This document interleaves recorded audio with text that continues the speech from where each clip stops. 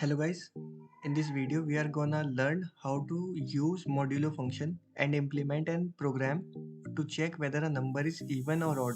It is the most important program and sometimes asked in interview. So let's us first declare a variable a, and then we will specify what type of value, which is integer, and now we will use our input keyword and prompt the user to enter value of a. Now simply answer me or thought by yourself that which number is even. A number is even if it is divisible by 2, which means the remainder of that number when divided by 2 should be equal to 0. So we will simply use if condition and a modulo operator 2 equals to 0.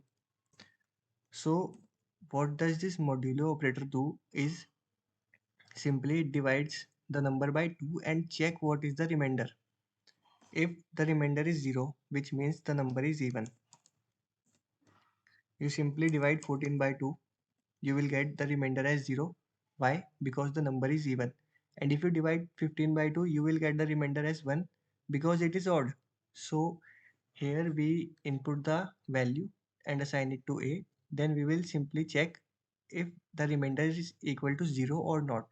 If it is equal to 0, then the number is even. So let me save it and run it.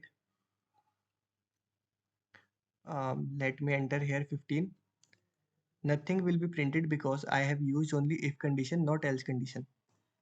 See, nothing is printed here. Now if we run this file again, and if I enter the value of a to be 14, then the result will be even.